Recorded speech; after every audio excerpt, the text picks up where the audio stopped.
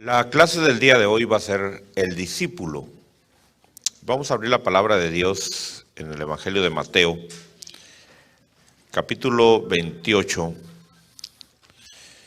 Y en el verso 18 dice, hablando nuestro Señor Jesucristo, y acercándose Jesús les habló diciendo, toda autoridad me ha sido dada en el cielo y en la tierra. Id pues y haced discípulos de todas las naciones, bautizándolos en el nombre del Padre y del Hijo y del Espíritu Santo. Cuando nosotros empezamos en la vida cristiana, nosotros debemos de entender que fuimos llamados con un llamamiento santo. Y fue un llamamiento que Dios dispuso en su corazón hacerle a usted, para que usted fuera hallado en una condición al nivel de Cristo Jesús. O sea, Dios lo rescata a usted, lo saca de lo más bajo del mundo, para hacerlo sentar en el trono de Cristo. Eso lo vemos en el libro de Apocalipsis, en la última carta que el Señor escribe a la iglesia de la Odisea. Dice que el que venza le va a dar que se siente en su trono. Entonces, mire qué misericordia la que Dios ha tenido con su vida. Y de dónde Dios lo sacó y hasta dónde Dios quiere llevarlo a usted. Pero para que eso se llegue a realizar en su vida, porque es una propuesta que hay de parte de Dios, es necesario que usted se someta a una disciplina. La palabra discípulo usa casi la misma raíz de la palabra disciplina. Quiere decir que un discípulo tiene que someterse a una disciplina. Entonces, si usted va a ser un discípulo, tiene que aceptar autoridad sobre su vida. Ahora, cuando nosotros vemos la vida de nuestro Señor Jesucristo, cuando Él caminó aquí en la tierra, vemos que hubieron 3 clases de grupos que siguieron al Señor. En Mateo capítulo 13, vamos a ver ahí los 3 grupos que seguían al Señor. Y en el verso 1 dice, ese mismo día salió Jesús de la casa y se sentó a la orilla del mar. Y se congregaron junto a él grandes multitudes, por lo que subió a una barca y se sentó, y toda la multitud estaba de pie en la playa. Vemos ahí el primer grupo. El primer grupo son multitudes. Multitudes. Seguidores. En esas multitudes nosotros vemos que había gente que lo seguía por curiosear, lo seguía porque necesitaba un favor de Jesús, alguna sanidad o ser libertado de algún espíritu inmundo, en fin, diferentes situaciones. También en esa multitud había gente que lo seguía para juzgarlo, para criticarlo. Entonces vemos que las multitudes nos hablan de grandes cantidades de gente de diferentes formas que seguían al Señor con diferentes intereses, sin la intención de someterse a una autoridad. Pero luego en este mismo capítulo vemos en el verso 10, dice que acercándose los discípulos le dijeron a Jesús. Ahí vemos ya el segundo grupo. Vemos en este grupo gente que ya quiere agradar a Dios, pero lamentablemente no va a lograr hacerlo porque desconoce qué es ser un discípulo en su totalidad.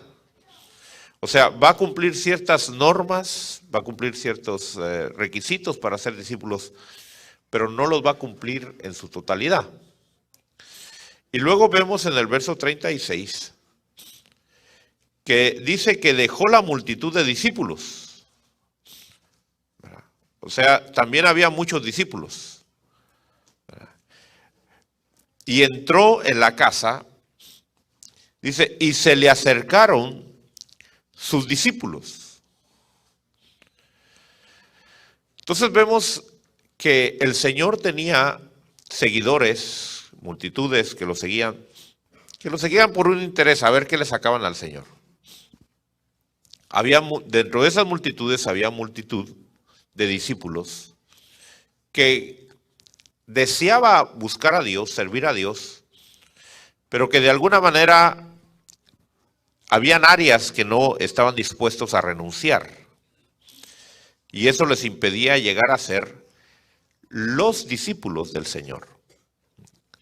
Luego vemos aquí en el verso 36 cómo ya se llama a esos sus discípulos. Lo mismo vemos hoy en el ámbito cristiano de las iglesias, que hay gente que va a las congregaciones a curiosear, o porque tiene una necesidad, a que Dios le resuelva, y toman el evangelio como la lámpara de Aladino. Usted sabe aquel genio que salía de la lámpara y le cumplía sus 3 deseos a la gente que lo hacía salir de la lámpara frotándolo. Y hay gente que viene con esa actitud a la iglesia. Cree que con cantarle unas alabanzas a Dios y con rogarle un poquito, se acerca a Dios y le pide los deseos. Y por supuesto Dios es bueno y se los concede. Pero lamentablemente esa gente no es agradable a Dios. Luego está el otro grupo de gente. Y ese grupo de gente es gente que es fiel en la iglesia. Va a la iglesia, asiste a las actividades, se congrega, participa en las diferentes reuniones que hay, sirve en la congregación, pero que no está dispuesto a rendir todas sus áreas. No está dispuesto realmente a someterse a una disciplina, como exige la disciplina de ser discípulo. Y luego están aquellos que realmente sí están dispuestos a someterse a una disciplina, y esos son los que van a llegar a ser los vencedores.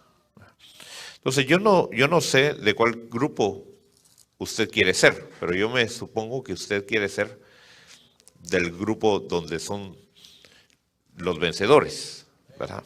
Y por eso está usted aquí, para aprender. Entonces, vemos que para que usted pueda llegar a ser vencedor, usted necesita ser un discípulo del Señor. Amén. No un discípulo del hombre, sino estamos hablando de ser discípulos del Señor.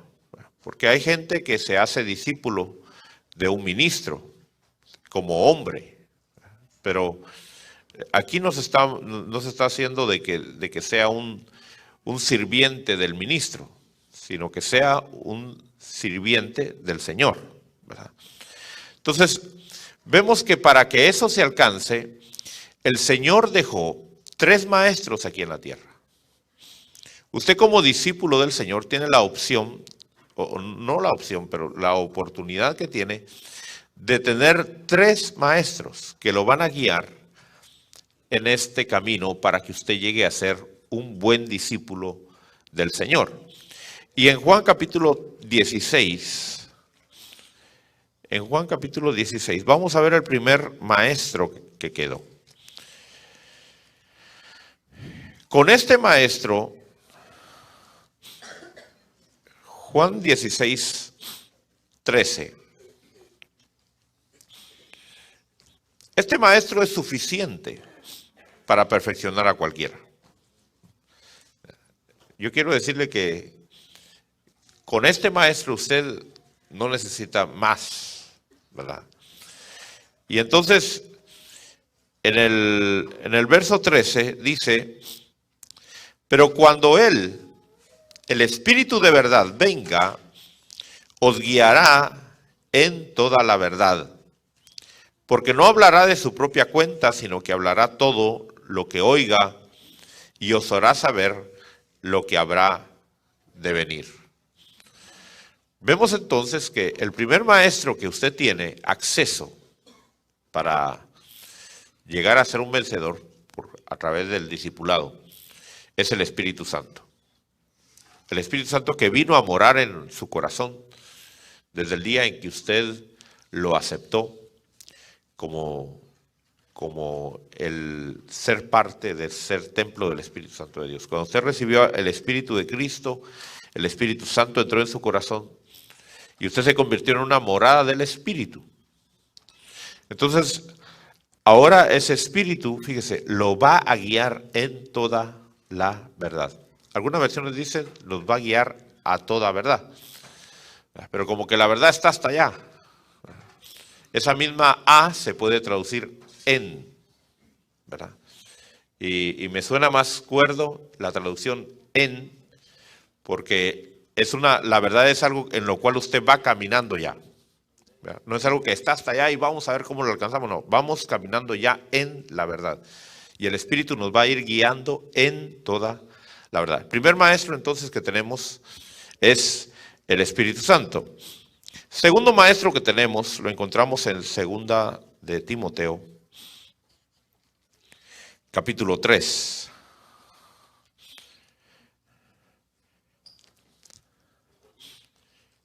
Verso 14.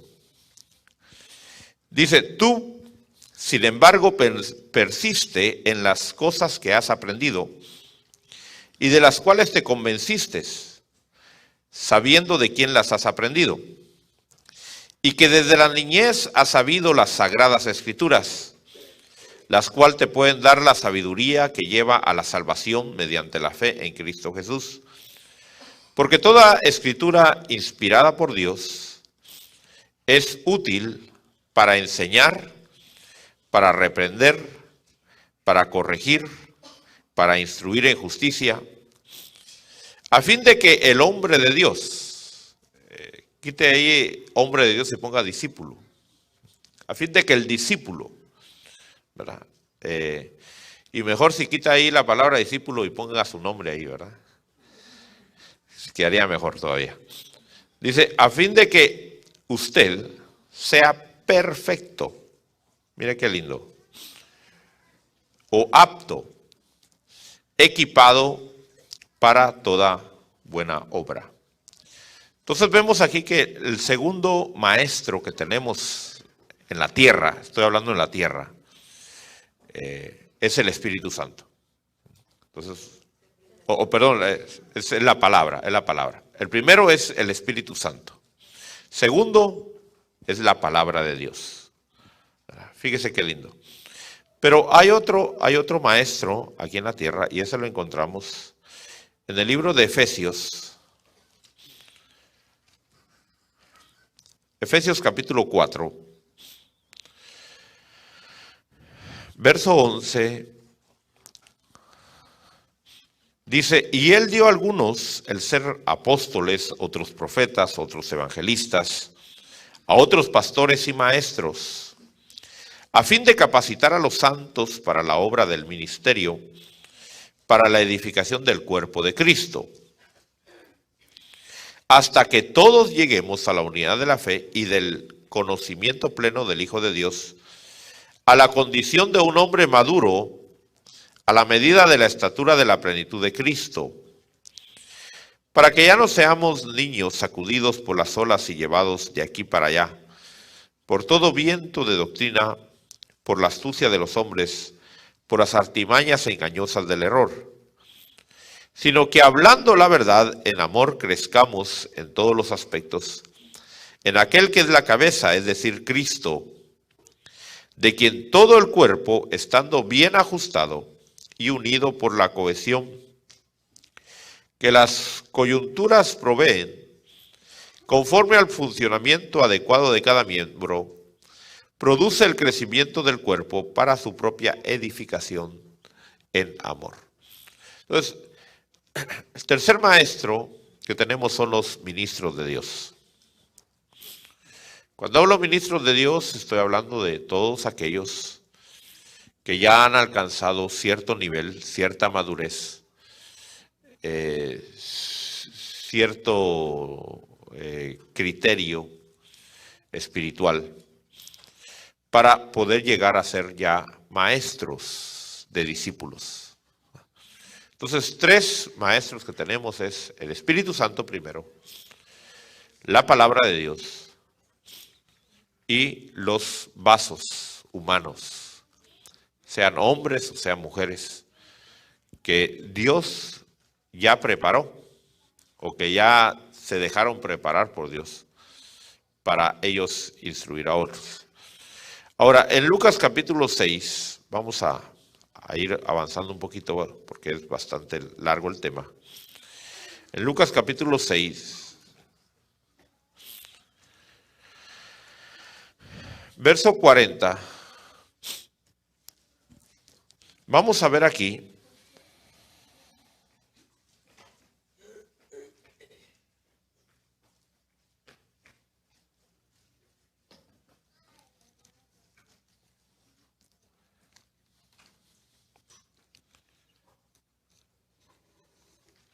permítame, no es esa la cita.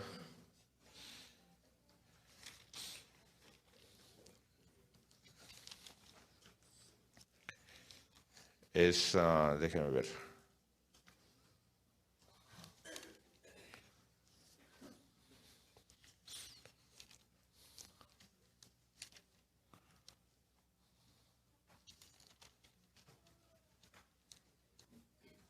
Sí, ese es, perdón.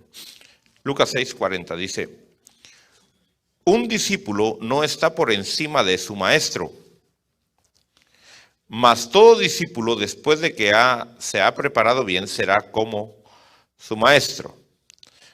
Pero me llama la atención la primera parte que dice, un discípulo no está por encima de su maestro. ¿Qué quiere decir eso? Que el discípulo está puesto para aprender. Uno de los problemas que tenemos como humanos es que nosotros creemos que ya sabemos. Y a veces nos acercamos a una persona no para aprender, sino para ver si concuerda con lo que nosotros sabemos. Y si concuerda con lo que nosotros sabemos, entonces decimos, esa persona sí sabe.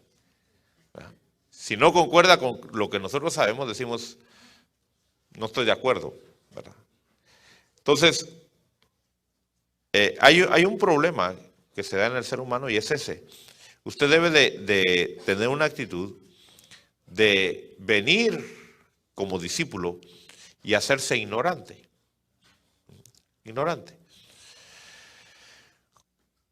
No hay peor cosa que aprender algo, pero no aprenderlo bien desde el principio.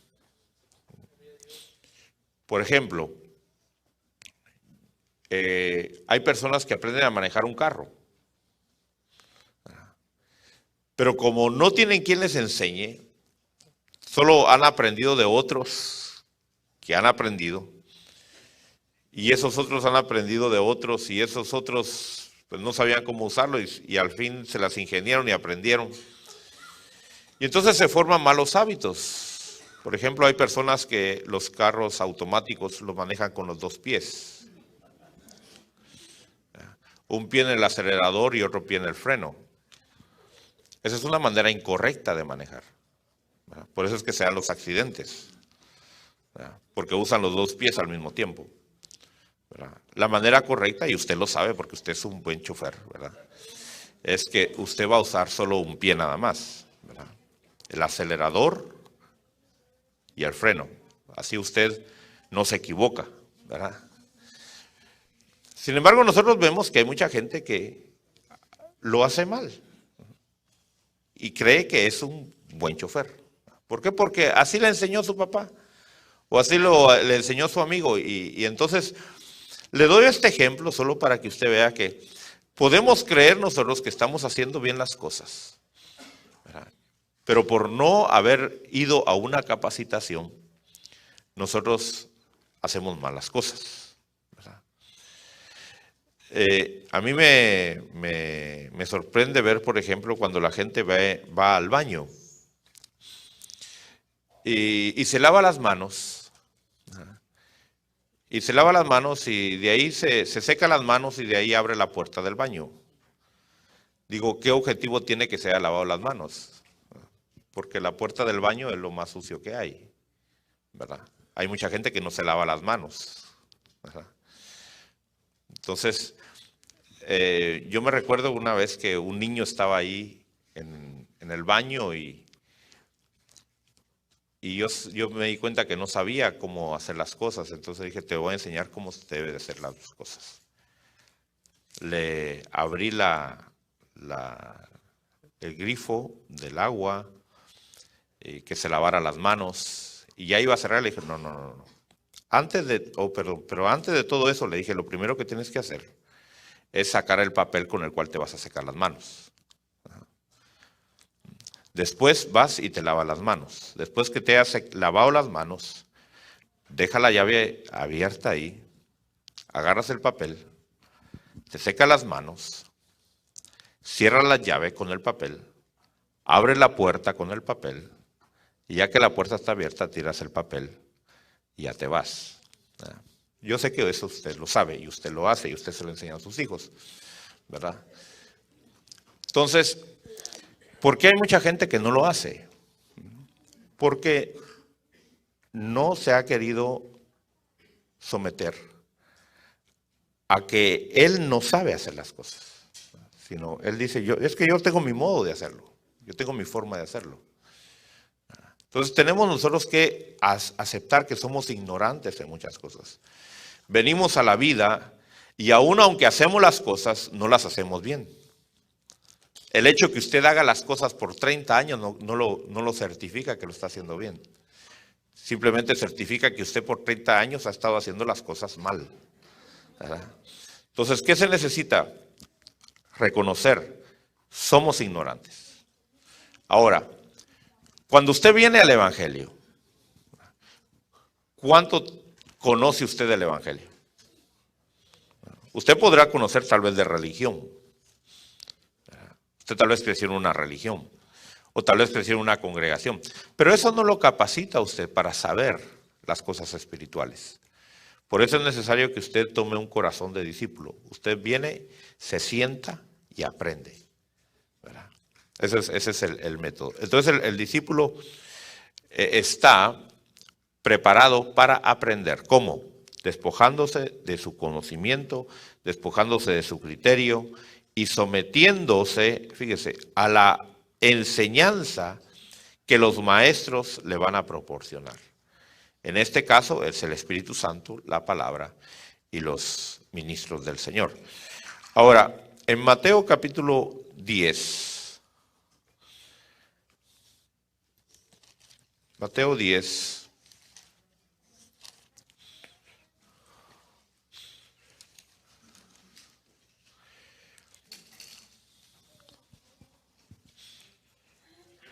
...42...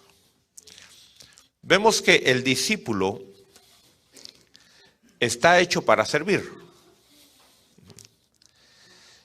Y eso es algo muy interesante. Porque nosotros como seres humanos venimos a este mundo a que nos sirvan.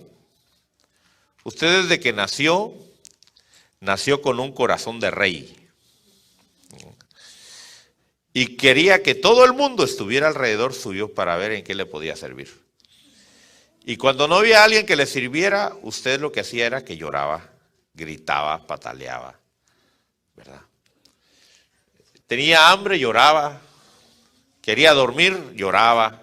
Quería que lo cambiaran, lloraba. ¿Verdad? Y entonces tenemos esa actitud de que queremos que nos sirvan a nosotros. Pero aquí dice la palabra en el verso 42, dice, y cualquiera que como discípulo dé de beber, aunque solo sea un vaso de agua fría, a uno de estos pequeños. ¿Qué quiere decir aquí el Señor entonces? Que usted como discípulo del Señor, usted fue puesto para servir. Usted debe tener un corazón de servicio. En el libro de Filipenses, capítulo 2,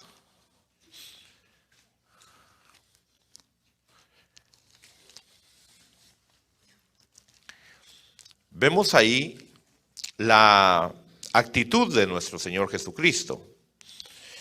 Mire lo que dice aquí en el verso 5, Filipenses 2:5 dice: haya pues en vosotros esta actitud que hubo también en Cristo Jesús, el cual, aunque existía en forma de Dios, no consideró el ser igual a Dios como algo a que aferrarse, sino que se despojó a sí mismo tomando forma de siervo. Entonces, el discípulo debe de tener un corazón de siervo. Usted vino a este mundo a servir. Y usted tiene que entender eso. Usted vino a este mundo, ¿a qué vino a este mundo? A servir. No vino a ser servido. Usted vino a servir. Entonces, esa es otra característica de un discípulo. Usted debe tener un corazón de siervo. El problema con muchos que se llaman ministros hoy es que no tienen un corazón de siervo. Y ven a los demás como sus sirvientes, ¿verdad? No como sus consiervos, no como sus ayudas, como su apoyo, sino, no. No importa la posición en la cual usted se encuentra, nunca pierda el corazón de siervo, ¿verdad? Yo sé que hay ministros que nunca en su vida han lavado un baño de un templo, ¿verdad? Y es triste, ¿verdad? Porque si yo soy siervo, yo tengo que estar dispuesto a hacerlo, si hay necesidad, lo que sea, lo que se necesite. Para eso yo vine a este mundo, para servir, ¿verdad? Para servir. Ahora, en Lucas capítulo 14, yo quiero que usted se examine para ver si está dispuesto a ser discípulo.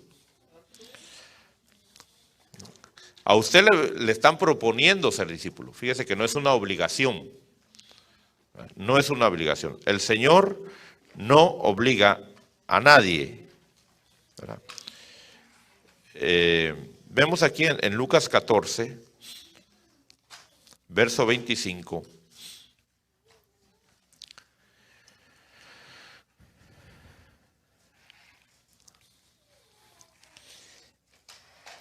Dice: grandes multitudes le acompañaban a él volviéndose, y él volviéndose les dijo: si alguno viene a mí y no aborrece a su padre y madre, a su mujer e hijos, a sus hermanos y hermanas, y aún hasta su propia vida, no puede ser mi discípulo. ¿Se da cuenta? Y el que no carga su cruz y viene en pos de mí, no puede ser mi discípulo. Entonces, al discípulo se le requiere negación. ¿Negación de qué? De todo. Negación de todo, ¿verdad? Mire lo que dice en el verso 33, siempre del mismo capítulo. Dice: así que cualquiera de vosotros que no renuncie a todas sus posesiones, no puede ser mi discípulo. Eso fue tremendo, ¿verdad?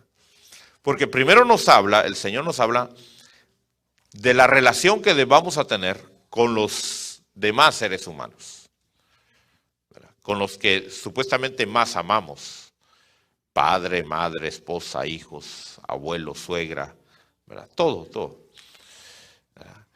Y luego nos habla de las posesiones. Fíjese, de las posesiones. Vamos al libro de los Hechos.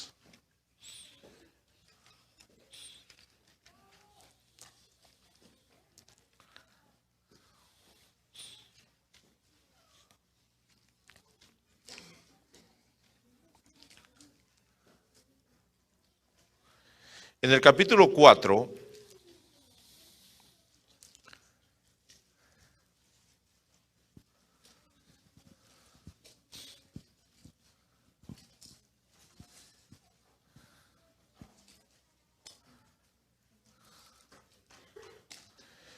Mire la actitud de estos discípulos, hermano. Verso 34, Hechos 4:34 dice: no había pues ningún necesitado entre ellos, pues todos los que poseían tierras o casas las vendían, traían el precio de lo vendido y lo depositaban a los pies de los apóstoles, y se distribuía a cada uno según su necesidad. Mire qué tremendo. Vemos aquí que ellos dicen que no tenían el pesar de despojarse de lo que tenían. Déjenme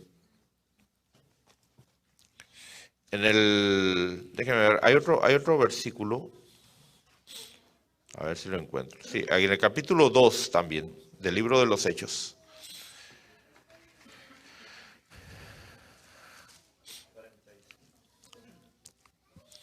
Hechos 2:45, ¿verdad? Dice: vendían todas sus propiedades y sus bienes y los compartían con todos según la necesidad de cada uno. Verso 44 dice: todos los que habían creído estaban juntos y tenían todas las cosas en común. Entonces, el discípulo va a entender que nada en esta vida posee. Déjeme explicar un poquito, porque no quiero que me malinterprete. No le estoy diciendo que usted tiene que ir a vender hoy su casa y su carro y todo lo que tiene. No estoy diciendo eso. Sino tiene que despojarse de su corazón. Eso es lo que el Señor dice. Tiene que entender que nada en esta tierra es suyo. Y la prueba está que el día que usted se muera, alguien más se va a quedar con lo que usted tiene. Si fuera suyo, usted se lo llevaría, ¿verdad? No creo que sería tan tonto de dejarlo. Se lo llevaría. ¿Pero por qué se lo tiene que dejar? Porque no es suyo. Entonces, esa es la actitud que Dios quiere que usted tenga. Nada es mío. Esta camisa no es mía, ¿verdad? Esta camisa es prestada, es del Señor. ¿Qué quiere decir con eso? Que en cierto momento, no quiere decir que entonces, como no es mía, no la voy a usar. No, sino que si viene el dueño de mi vida y me dice: esta camisa dásela a fulano, yo no puedo resistirme a esa orden. Yo tengo que obedecer esa orden, ¿verdad? No puedo cuestionar y decir: ¿pero qué va a pasar? ¿Me voy a quedar sin camisa? No, o sea, si Dios me dice que lo dé, yo lo tengo que dar, ¿verdad? A eso se refiere. Ahora puede ser que nunca me diga que lo dé, ¿verdad? O sea, espero que me esté dando a entender en ese sentido, pero debe de haber un desprendimiento de todo eso. La palabra de Dios dice que el que tiene algo, que haga como que no lo tenga, ¿verdad? O sea, si lo tiene, disfrútelo, gócelo, ¿verdad? Pero el día que el Señor se lo pida, siga con gozo también, ¿verdad? Así es la actitud del discípulo. Entonces, el ser discípulo requiere negación. ¿Negación de qué? Negación de la relación personal que podemos tener. A veces no vamos a tener suficientemente el tiempo para la familia. A veces no vamos a tener el tiempo para el negocio, entre comillas. ¿Por qué? Porque el negocio, ¿cuánto tiempo requiere un negocio de usted? Si usted tiene un negocio, ¿cuánto tiempo le requiere ese negocio a usted? ¿Sabe cuánto tiempo le requiere un negocio a usted? Todo el tiempo. Si se quedara a la disposición del negocio, ¿cuánto tiempo usted tiene que darle? ¿Cuánto tiempo le diría el negocio que usted tiene que darle? Todo. Si dejamos a la discreción de la familia, ¿cuánto tiempo tiene usted que darle a la familia? ¿Cuánto tiempo le exige la familia a usted? Todo el tiempo. ¿Sí o no?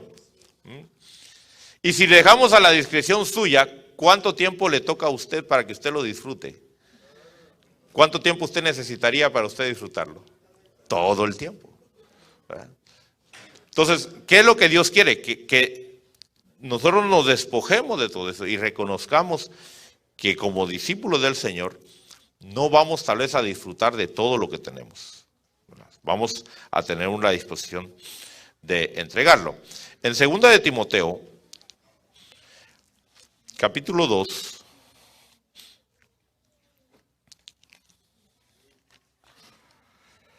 mire lo que dice ahí en el verso 3. El discípulo va a sufrir. Yo no sé si usted ya está perdiendo el ánimo de ser discípulo, ¿verdad? Porque es sabroso decir, yo quiero ser discípulo de Cristo, pero cuando ya le piden a unos requisitos, dice, déjeme pensarlo. Y está bien, el Señor lo dijo, nadie construye una torre si primero no se sienta y calcula el costo, ¿verdad? El seguir a Cristo requiere un costo.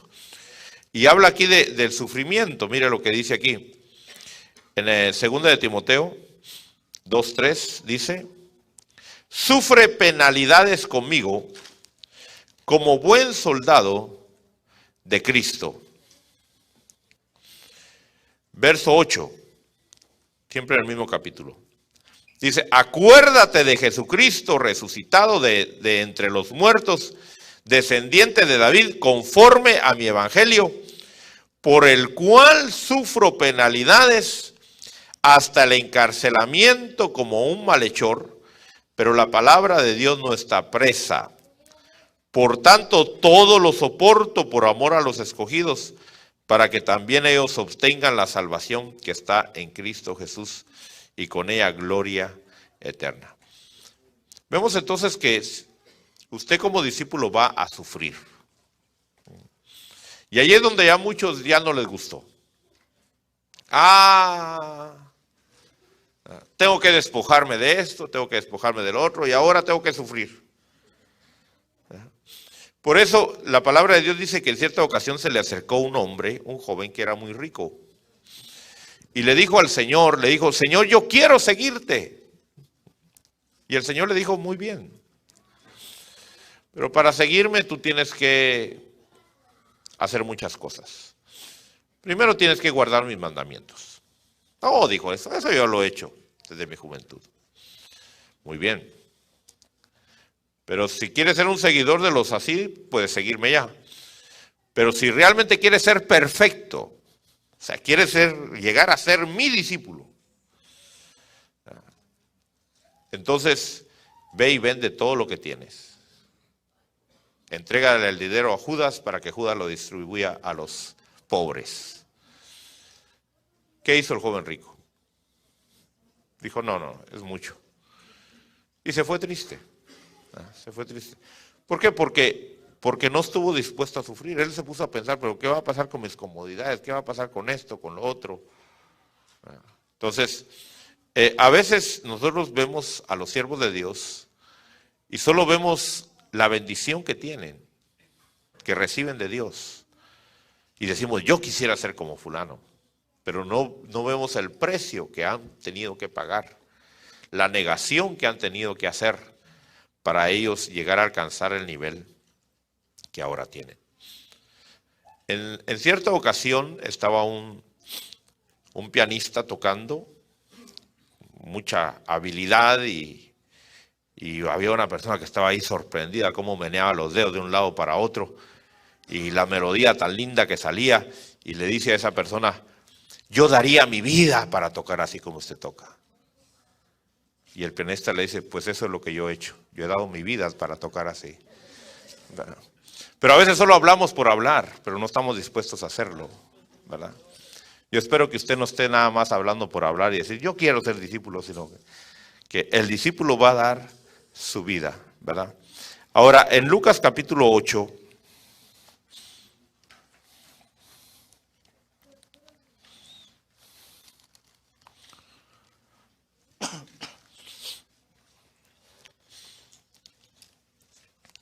verso 31.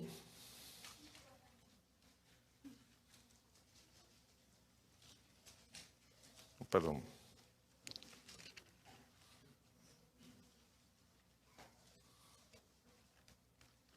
No, es en Juan 14:15, perdón.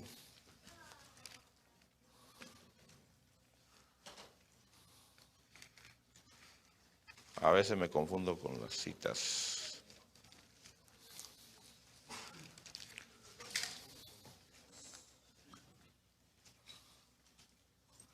Juan 14, 15. Juan 14, 15. Mire lo que dice ahí.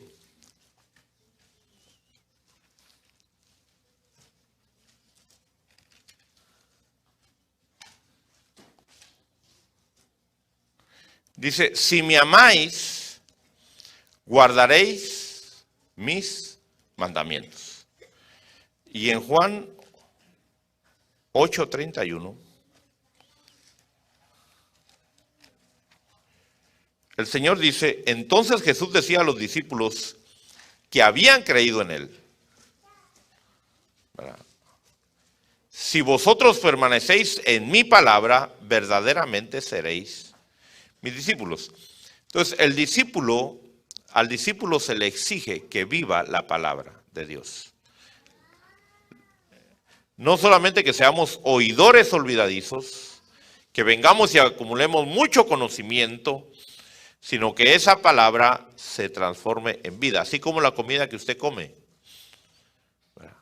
La comida que usted come se transforma en vida para usted, ¿verdad? De no haber sido por la comida, usted no estaría tan hermoso como está, ¿verdad? A mí a veces me preguntan, llego a algún lugar y me dicen, ¿ya comió? ¿Verdad? Y le digo, claro, si no hubiera comido no estuviera de este tamaño que estoy, ¿verdad? Desde que soy niñito he venido comiendo. Yo sé que ellos me quieren preguntar si acabo de comer en ese momento, pero para hacerle énfasis, ¿verdad? De que si no fuera porque hemos comido no estuviéramos del tamaño que estamos. Entonces, ¿qué es lo que ha pasado? Que el alimento que hemos tomado se ha convertido en vida para nosotros, ¿verdad? Y así usted tiene que permitir que esa palabra se convierta en vida. Y aquí en el verso 32 hay otra cualidad, y es que el discípulo va siendo libre de las cadenas que tiene. Dice en el verso 32, y conoceréis la verdad, y la verdad os hará libres. Entonces, usted como discípulo se tiene que buscar liberación. ¿Liberación de qué? Liberación de espíritus inmundos que pueden haber en su vida, que han estado operando en su vida. Liberación de situaciones que hay en su alma, traumas, heridas que han habido en su alma, resentimientos, odios, malos sentimientos, de todo eso. O sea, el Señor, como discípulo que usted es, lo va a ir haciendo libre. Al conocer usted la verdad, esa verdad lo va a hacer libre. ¿Qué quiere decir eso? Que cuando usted oye un mensaje de Dios, ese mensaje se tiene que convertir en vida en usted. Si usted oye un mensaje, por ejemplo, que el Espíritu Santo viene a darnos poder, no es solamente para que usted sepa y diga, sí, yo sé que el Espíritu Santo da poder, y usted no vive una vida de poder. Si usted oye, por ejemplo, que el Señor es sanador, no solamente para que diga, no, yo sé que Dios puede sanar. No, Él es mi sanador. Yo voy a tomar esa palabra para que se haga vida en mí.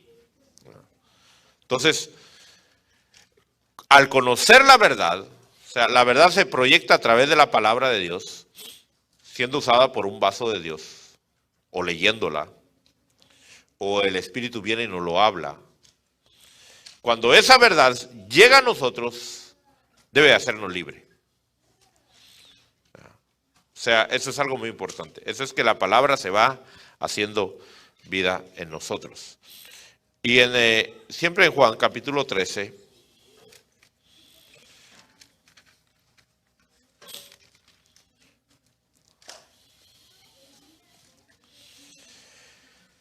el discípulo, hermano, tiene la característica de que ama, está lleno de amor. Verso 35 dice, Juan 13, 35 dice, en esto conocerán todos que sois mis discípulos, si os tenéis amor los unos a los otros. Y luego en el capítulo 15, verso 12, Dice, este es el mandamiento que yo os doy, que os améis los unos a los otros, así como yo os he amado. Fíjese que el amar a los demás no es una sugerencia. No es si quieres amar a los demás. Es una orden. Tú tienes que amar a los demás. El amor, dice la Biblia, el amor cubre multitud de faltas, multitud de pecados. ¿Qué quiere decir eso? Que cuando tú amas, no vas a ver los errores de la otra persona. Cuando tú amas, no le vas a echar la culpa a los otros. Dice en 1 Corintios capítulo 13, las características de lo que es el amor. 1 Corintios capítulo 13. Verso 4. Dice, el amor es paciente, es bondadoso, el amor no tiene envidia, el amor no es jactancioso, no es arrogante, no se porta indecorosamente, no busca lo suyo, no se irrita, mire, no se molesta, no toma en cuenta el mal recibido, no se regocija en la injusticia, sino se alegra en la verdad, con la verdad. Dice, todo lo sufre. No un 90% lo sufre, dice, todo lo sufre, todo lo soporta. Mire, todo lo cree, todo lo espera. El amor nunca deja de ser. Entonces, ¿por qué una persona no puede perdonar a otra persona? No es por la herida que le causó. No fue porque el daño que le hizo fue demasiado grande. No. Es porque no ama a esa persona. Cuando hay alguien que se acerca conmigo a pedirme ministración, consejería, me dice, fíjese que yo tengo rencor contra fulano. Yo tengo odio contra tal persona por lo que me hizo, por lo que me dañó. Yo le digo, el problema no es lo que la persona te hizo. Y tú tienes que pedirle perdón a Dios. ¿Pero por qué? Me dice, si él fue la otra persona que me dañó. Debes de pedirle perdón a Dios porque tú no amas a esa otra persona. Porque si lo amaras, no te dolería. Eso se puede ver a veces con las madres. Las madres son las que más tolerantes son, ¿verdad? Fíjese que yo sé de madres que los hijos vienen y les pegan, les roban, las maltratan. Y llega la policía o alguien y le dice, mire, ¿qué le hizo? No me hizo nada. ¿Pero le robó? No, sí, él se lo llevó porque yo se lo di. ¿Verdad? Entonces, ¿por qué la madre hace eso? Porque ama. ¿Verdad? No le toma en cuenta. Y si el hijo regresa, lo deja entrar otra vez a la casa. Eso es incomprensible para una persona que no siente amor hacia esa persona. ¿Verdad? Dice, pero ¿cómo puede tolerar usted eso? Porque usted no siente el amor, pero la otra persona sí lo siente. El amor cubre multitud de faltas, ¿verdad? Multitud de pecados. Entonces, regresemos a Juan 15.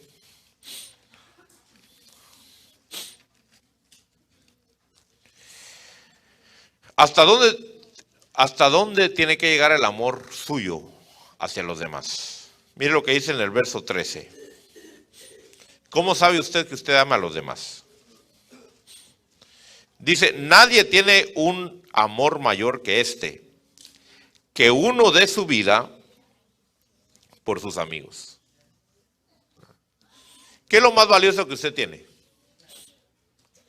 En este mundo, ¿qué es lo más valioso que usted tiene? Mire, no son sus hijos, no es su negocio, no son ni siquiera sus ojos. Ajá. ¿Usted por cuánto vendería sus ojos? ¿Ah? Si yo le pidiera su ojo derecho, ¿en cuánto me lo vendería? No, no me diga que no me lo vende, sí me lo vende. Sí me lo vende. Si yo le ofrezco 100 millones de dólares, ¿cuánto me venderían su ojo derecho? ¿Ah? Me lo vende. Por menos me lo vende. Algunos por $1000 me lo venderían. ¿Verdad?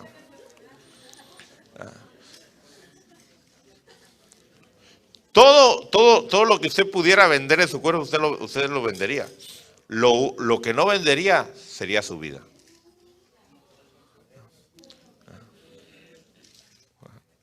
¿Por qué? Porque ¿de qué le sirven 100 millones de dólares si ya no vive? Entonces, lo más valioso que usted tiene es su vida. ¿Hasta dónde usted tiene que amar al otro? Con todo. Con todo. No hay límites. Eso es lo que el Señor está hablando aquí. Ahora, en Hebreos capítulo 10, Hebreos capítulo 10,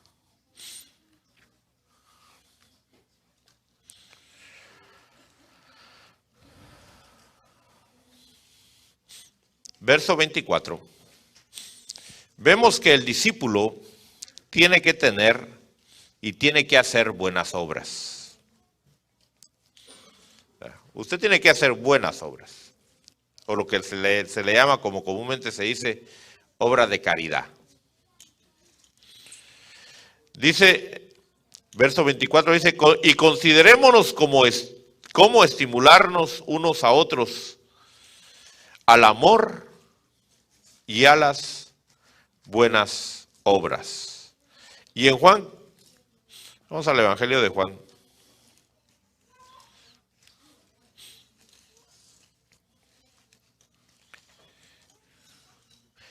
(15:8) dice, en esto es glorificado mi Padre, en que deis mucho fruto y así probéis que sois mis discípulos. ¿Cuál es el mucho fruto? Las buenas obras. ¿Verdad? El velar por el bienestar de los demás. Eso es el llevar mucho fruto. Por eso el segundo mandamiento que el Señor da es, ama a tu prójimo como a ti mismo. ¿Verdad? Ese es el mandamiento que Dios tiene para nosotros. Entonces somos llamados a hacer buenas obras. Buenas obras. Usted tiene que ser, que la gente diga, buena gente es usted. ¿Verdad?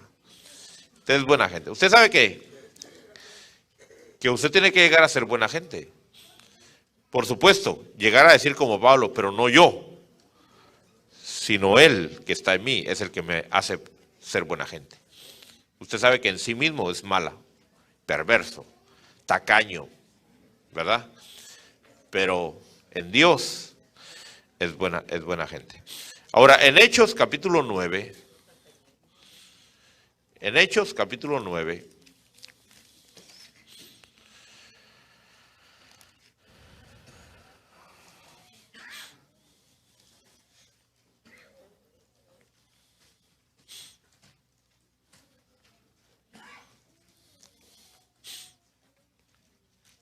verso 19, vemos otra característica del discípulo, y es que el discípulo busca tener relación con demás discípulos. No puedes tú ser discípulo solitario. ¿Verdad? Aún el llanero solitario tenía su caballo y tenía a toro que lo acompañaba. ¿Verdad? O sea que aunque le decían solitario, no andaba solo. ¿Verdad? Entonces tú no puedes ser discípulo solitario. ¿Verdad? Tú necesitas de los demás discípulos. ¿Para qué? Para que se vea realmente la calidad de discípulo que tú eres. Y los demás discípulos te van a juzgar, te van a medir. Y eso no nos gusta a veces, ¿verdad? Que nos midan y que nos digan, mire, todavía le falta. Pero eso es lo que sucede cuando nos reunimos con los discípulos, ¿verdad? Entonces dice aquí que Pablo, que aquí todavía era Saulo, no se había convertido todavía en Pablo, era Saulo. Dice en Hechos 9:19, dice, tomó alimentos y cobró fuerzas, y por varios días estuvo con los discípulos que estaba en Damasco. Ahora, en Hebreos capítulo 10, verso 25, aquí se nos hace una exhortación, una palabra de ánimo. No lo tome como un regaño, sino como una palabra de ánimo. Dice, no dejando de congregarnos, como algunos tienen por costumbre, sino exhortaos unos a otros, y mucho más al ver el día que se acerca. Entonces, usted no puede dejar de congregarse, usted tiene que congregarse. ¿En dónde se va a congregar? En un lugar donde hay más discípulos. Y cuando se reúnen los discípulos, ¿qué sucede ahí? Ahí lo dice, hay exhortación. Ahora, ¿qué es exhortación? No confundamos la exhortación con lo que normalmente se conoce. Exhortar quiere decir animar, ¿verdad? Eso quiere decir motivar, ¿verdad? Échale ganas, sigue adelante. Hay gente que dice, yo tengo el don de exhortar, por eso regaño a todo el mundo. No, eso no es exhortar. Eso es ser gruñón y amargado, ¿verdad? Para exhortar no puedes hacerlo enojado, tienes que hacerlo con entusiasmo, con ánimo, ¿verdad? Entonces, en Hechos capítulo 2, vamos a ver otra cita ahí, que nos habla de la reunión que debemos de hacer. Hechos 2, 46. Dice, día tras día continuaban unánimes en el templo y partiendo el pan en los hogares, comían juntos con alegría y sencillez de corazón, alabando a Dios y hallando favor con todo el pueblo. Y el Señor añadía cada día al número de ellos los que iban siendo salvos. Fíjense qué tremendo. Vemos que día tras día se reunían. Cuando no hay un contacto con demás discípulos, hermano, nos vamos enfriando. Una vez un pastor fue a visitar a una persona que dejó de congregarse. Y cuando entró a la casa era invierno y era así en el campo. Y entró el pastor, tocó la puerta y lo dejaron pasar. Y estaba la chimenea ahí calentando el hogar. Y entonces empezaron a platicar. Y el pastor le pregunta, mira, ¿por qué ya no te congregas? Y la persona dice, no, yo no necesito congregarme, yo aquí busco a Dios en mi casa, a mí el Espíritu de Dios me habla, me visita. Y entonces vino el pastor y en la plática él vino y agarró uno de los leños que estaba en la fogata, lo agarró y lo puso a un lado, lo separó de los demás. Y siguieron platicando y el hombre seguía exponiendo sus razones por las cuales no debía de congregarse. Y decía, no, es que ahí me tratan mal, a veces hay hermanos que están muy carnales y me han dañado y todo eso. ¿Verdad? No era aquí en este lugar, no debe creer que era aquí. Y bueno, cuando ya habían pasado varios minutos, el pastor fue y agarró el leño que había separado del fuego. Y ese leño ya estaba apagado. Y le dijo, mire, usted es como este leño. Ese leño mientras estaba con los demás leños estaba ardiendo. Pero cuando se separó de los demás leños, se apagó. Haga la prueba, si no me cree. Pero usted sabe que la leña se quema una con otra, ¿verdad? Es como las piedras lisas. Usted ha visto las piedras lisas de los ríos, qué lindas son, ¿verdad? Pero esas piedras lisas no eran lisas. Eran piedras feas, con puntas que raspaban. Pero de repente vino la corriente del río y la empezó a rodar. Y la trajo rodando y rozando con las demás piedras del río hasta que llegó hasta abajo. Ya llegó una piedra tan lisa que se la puede pasar por la cara y no le va a dañar. ¿Verdad? Entonces necesita a los demás discípulos usted. No deje de congregarlos. Ahora, en Hebreos 13, vamos al libro de Hebreos, capítulo 13.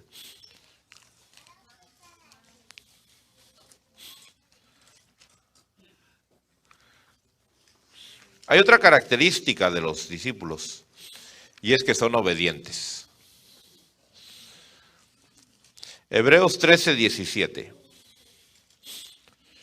Son obedientes y sujetos, ¿verdad? Dice, obedeced a vuestros pastores o a vuestros guías y sujetaos a ellos, porque ellos velan por vuestras almas, como quienes han de dar cuentas. Permitidles que lo hagan con alegría y no quejándose, porque eso no sería provechoso para vosotros. Entonces vemos que el discípulo tiene que ser obediente, tiene que ser sujeto.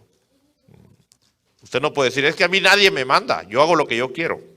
No, si usted va a ser un discípulo, usted tiene que aceptar la autoridad de alguien más sobre su vida.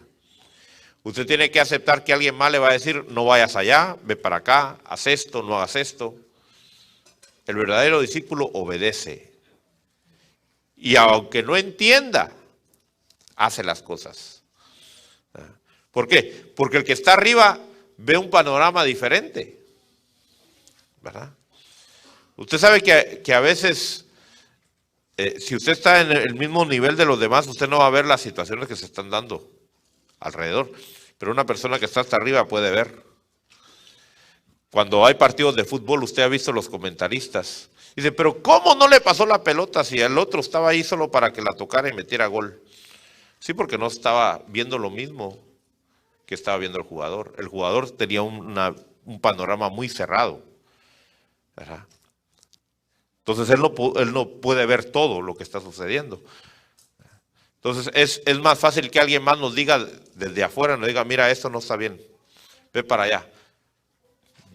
Entonces tenemos que aprender la sujeción y la obediencia. Aunque no lo entendamos, ¿verdad? Vamos a obedecer, es lo que dice aquí la palabra de Dios.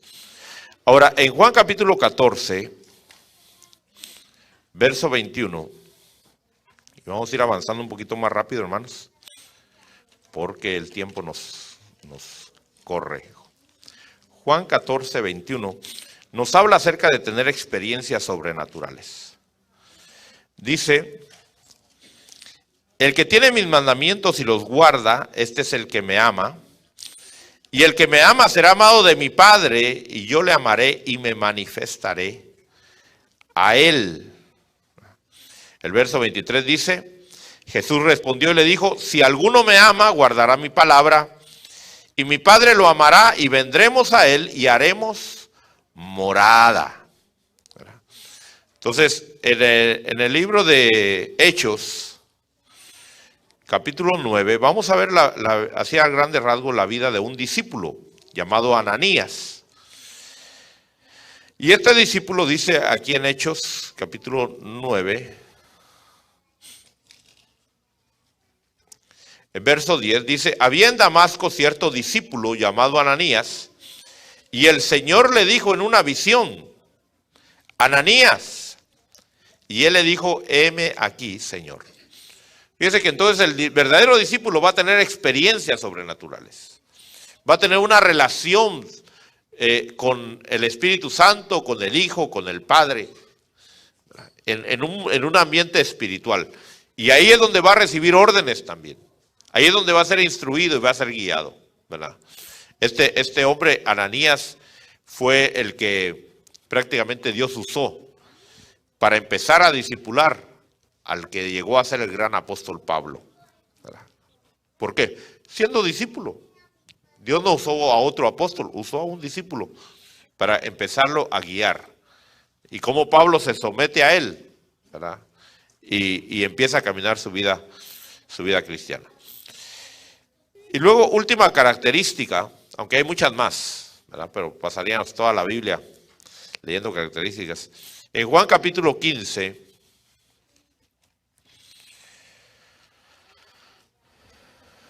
verso 27. Y es que el discípulo tiene que ser fiel. Dice, y vosotros daréis testimonio también, porque habéis estado conmigo desde el principio. Mire, fue gente que no se apartó, perseveró. Hubieron momentos difíciles, hubieron momentos en los cuales dijeron, ya no queremos ser discípulos. Pero de ahí se recordaba, decíamos, ¿y a dónde vamos a ir si solo Cristo tiene palabra de vida eterna? Entonces, en el libro de los Hechos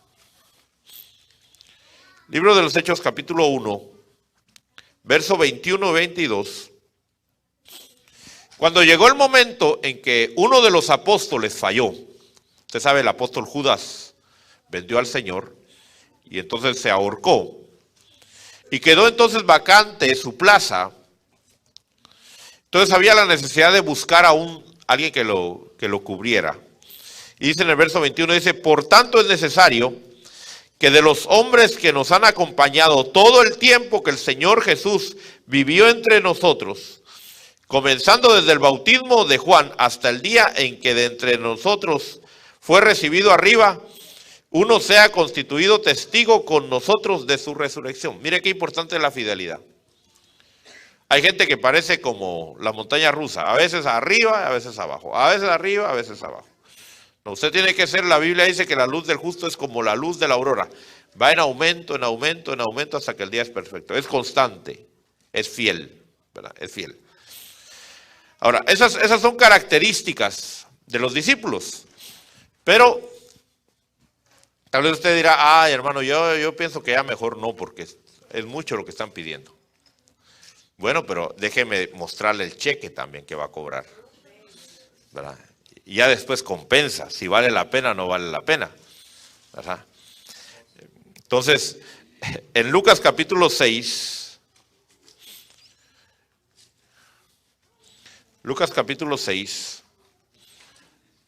verso 40, dice,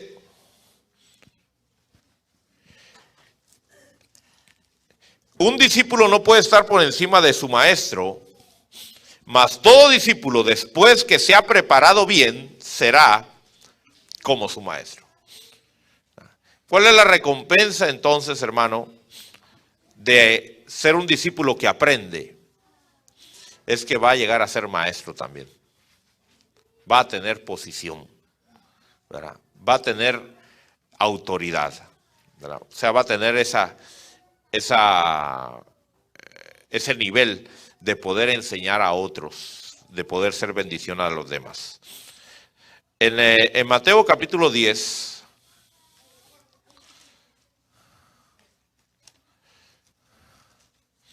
verso 42,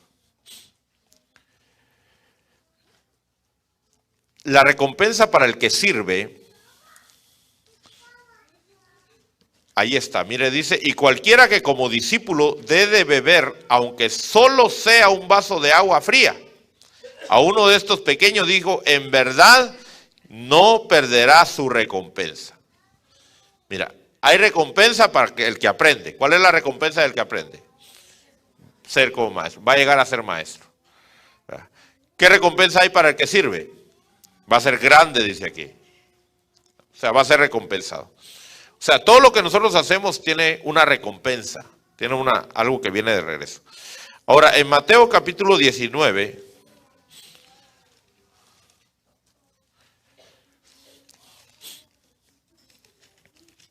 verso 27,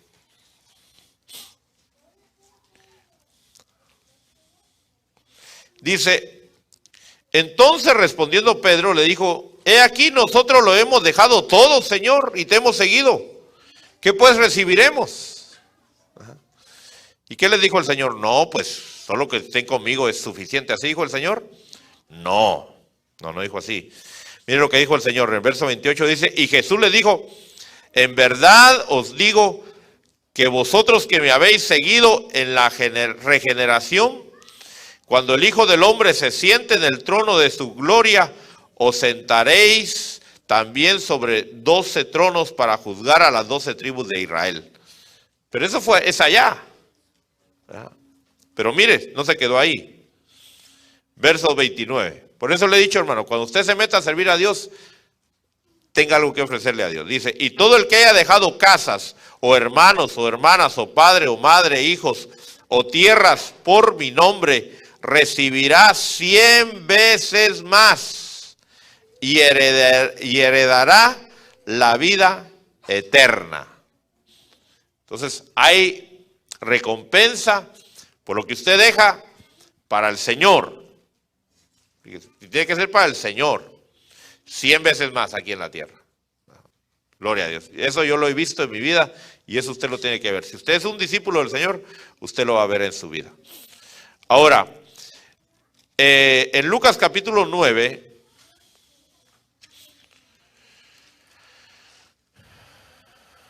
hay otra recompensa de ser discípulo.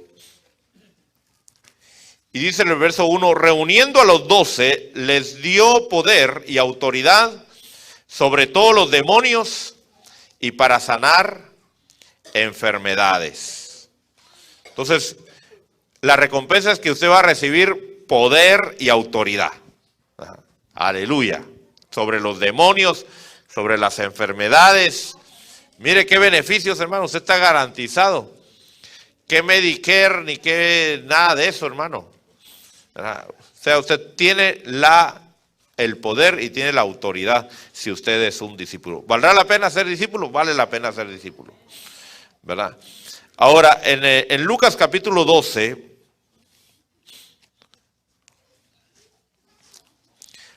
verso 26,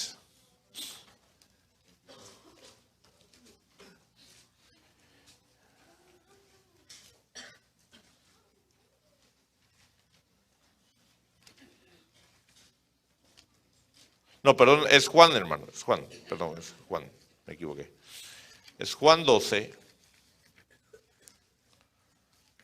Se me confunden Lucas con Juan a mí. Juan 12, 26. Dice, si alguno me sirve, que me siga. Y donde yo estoy, allí también estará mi servidor. Si alguno me sirve, el Padre lo honrará. Mire, vamos a recibir honra del Padre. Los discípulos del Señor vamos a recibir honra del Padre, ¿verdad? Y luego en Lucas 12, ahora sí vamos a Lucas 12, a ver si...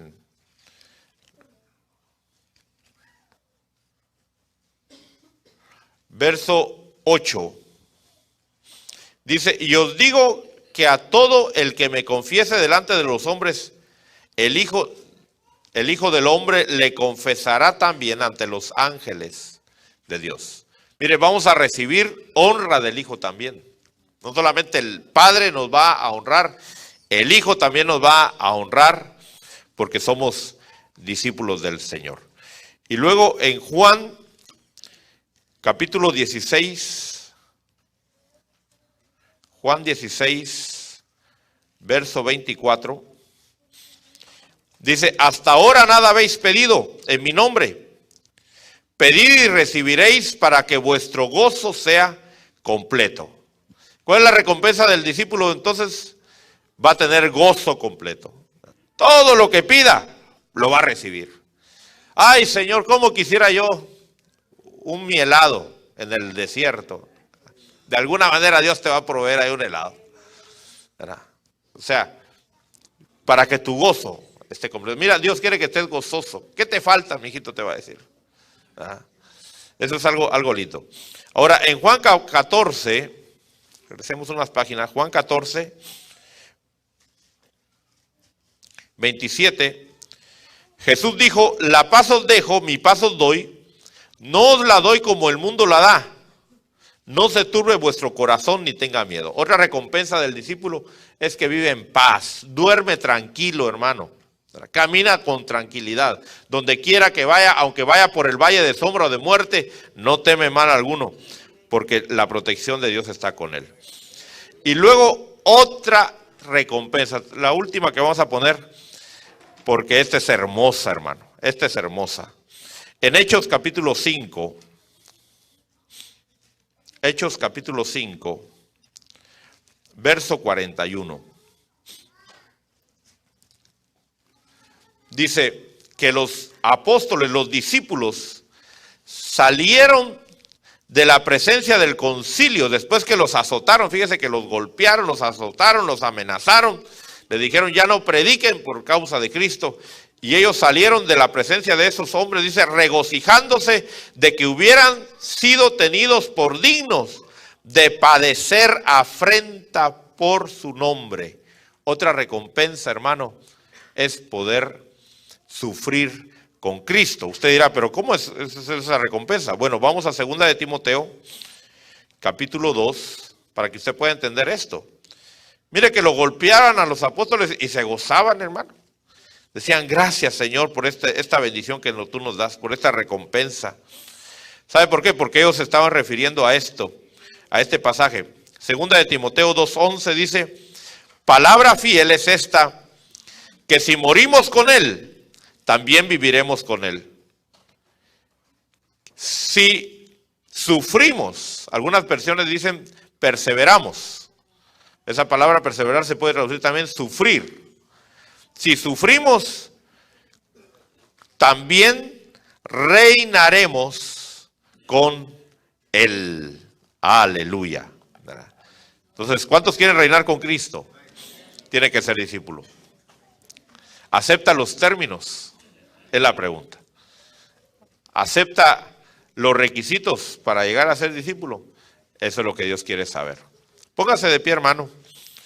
Póngase de pie. Vamos a ofrecernos ante el Señor. Vamos a decirle, Señor, yo quiero ser discípulo